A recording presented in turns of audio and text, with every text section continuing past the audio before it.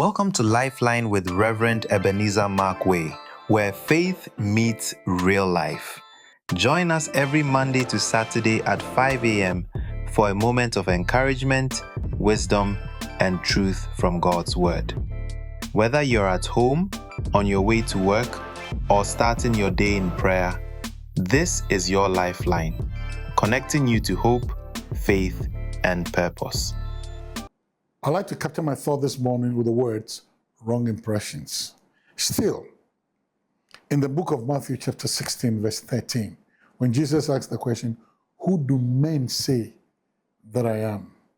Who do men say? What are the impression of men about me? You know, one of the things that surprised me, and that's the other flip side of this coin. All the descriptions they gave about Jesus was wrong. Some say you are John the Baptist returned from the dead. Some say you are Elijah. Now, Jesus was more than John the Baptist. Jesus was more than Elijah. Jesus was not John the Baptist. Number one, he was not wearing camel skin. He was not eating locusts and wild honey. He was not living in the wilderness. In fact, Jesus was eating posh food from the table of Zacchaeus. Jesus was having people break an alabaster box of oil and pour it at his feet. None of this happened to John the Baptist. He wasn't wearing camel skin.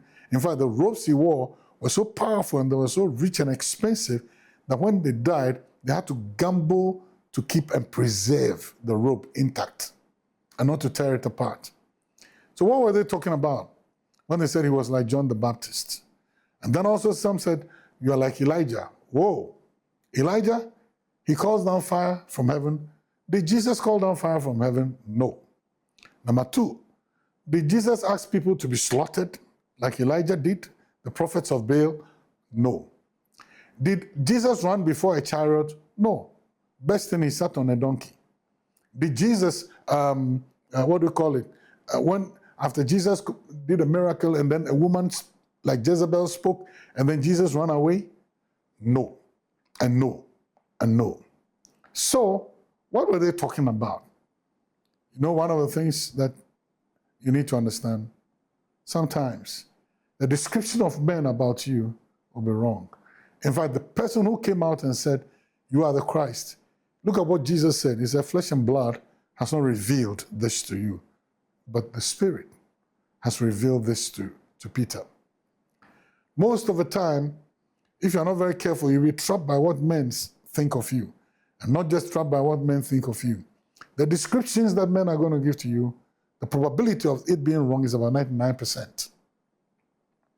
It's about 99%. The probability of them giving you an exact definition of who you really are may be about 99%. They'll be wrong because they may look on a few externals, and some of the externals that they use are just imagination.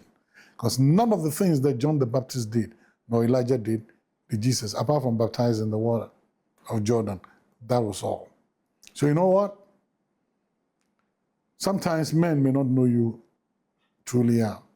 And the possibility of majority of the people giving you the wrong definition is right out there for you to see.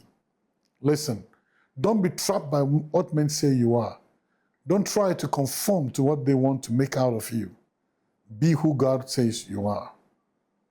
Well, the choices are yours. See you later. This is your Lifeline, connecting you to hope, faith, and purpose.